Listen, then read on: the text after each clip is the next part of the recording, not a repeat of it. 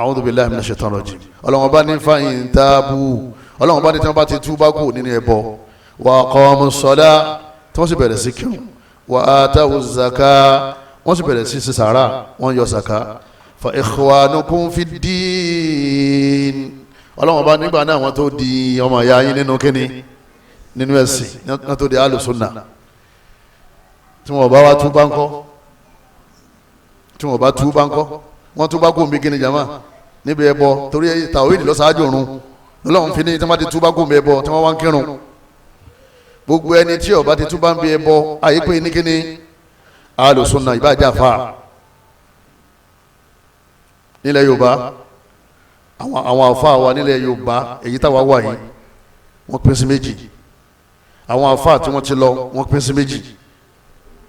àwọn kan bẹ àfẹ́ ẹlẹ́bọ ni wọ́n yìí ṣe Ahlus Sunnah gbogbo wa náà sì mọ̀ wọ́n a sì mọ àkọọ́lẹ̀ tí wọ́n kọ́ọ́lẹ̀ fún àwọn ọmọ wọn àti àwọn àrọ́mọdọ́mọ wọn nílé ayé táǹkà àtàrí pé àkọọ́lẹ̀ yìí àmọ́ táwọn àlefa wọn sọ ó jẹ́ àmọ̀ pé àwọn bàbá yẹn wọ́n ṣe kí ni Ahlus Sunnah ẹni bá ti lọ́ọ̀ṣì ẹbọ kì í ṣe Ahlus Sunnah a sì gbọ́dọ̀ sọ pé gbogbo wọn kò sí Ahlus Sunnah nù wọn nítorí pé a ṣe kí ni àríkọ̀kọ̀ wọn ẹni bá túbá láàrin wọn àtọ́lọ́wọ́n bá ó lè túbá àmọ́ tó kọ́ lẹ̀ ẹbọ la máa pè é ó bá túbá ní tó ti sọ ẹbọ náà la máa pè é tó bá jẹ́ bọ̀. káwá ní gbogbo àwọn afá ilẹ̀ Yorùbá pátá gbogbo wọn ni Ahlus Sunnah ọ̀rọ̀kọ̀rọ̀ ni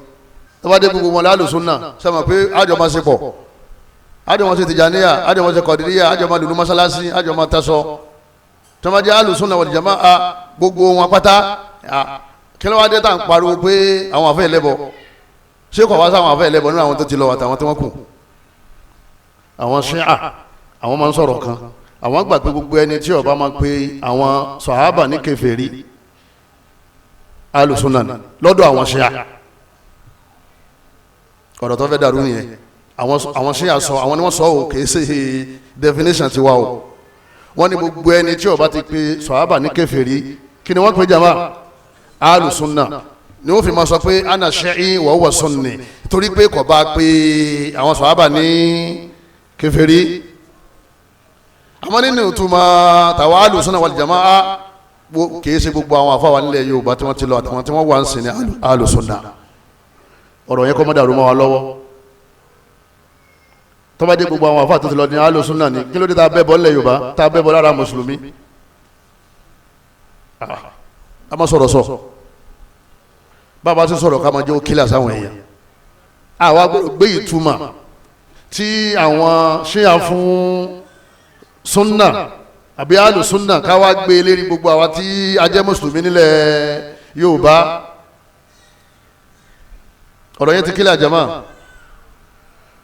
nílẹ̀ Yorùbá àwọn afáàtàn lọ àtàwọn tí wọ́n ń bẹ mélòó wọ́n pín sí jama wọ́n pín sí méjì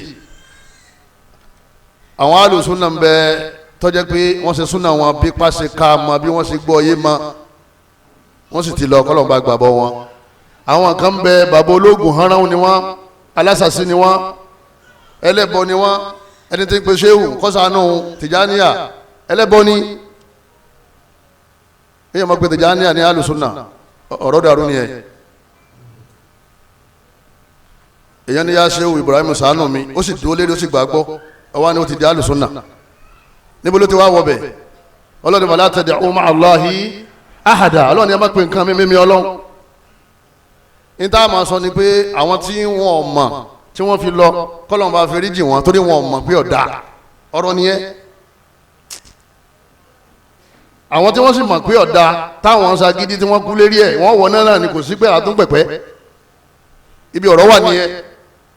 innahu man yushrik billahi faqad harrama Allahu alayhi al-jannah ọlọ́ni gbogbo ẹni ó bá ti mẹ́bọ mọ́ ẹ̀sìn rẹ̀ tó bá jáde láyé kò ní wà al-jannah wa ma'wahu an-nar inú náà ni ó padà wọ̀ wa ma lidh-dhalimina min ansar kò sẹ́nìkan tí ó gbà wọ́n lẹ̀ mọ́ wàá dájọ́ fún bàbá kan nítorí pé ọmọ bó túbá láàrin wa àtọ́lọ́ mọ́ dájọ́ fún ẹnìkan pé ó wà nínú iná mọ́ sì dájọ́ fún ẹnìkan pé ó wà nínú al-jannah illa bi dalil sarih min al-kitabi wa sunnah àfi kó jẹ́ pé ẹ̀rí wá nínú Al-Qur'ani pé ẹni yìí ọmọ náà ni ẹni yìí ọmọ àlìjánnà ni tó bá ti rẹ́rìí dákẹ́ ẹnu ẹ ẹni bá rí kó ó ṣiṣẹ́ dáadáa máa tọrọ àdúrà fún tí kọ̀kọ́ rẹ̀ kọ̀ hàn sí ọ àmọ́ gbangba rẹ̀ hàn sí ọ pé ń sin lọ. ẹ̀yọ́ màyá mi nínú ẹ̀sìn wa eléyìí yóò jẹ́ ká mọ̀ pé alákọ̀ọ́kọ́ tí a lè tún ṣe àwa tá jẹ́ Ahlus Sunnah wal Jamaa òun náà ni pé kájà àárín àwa àtọ́lọ́hún ṣe kínní kájọ dáa ká má tún mú ẹbọ mọ́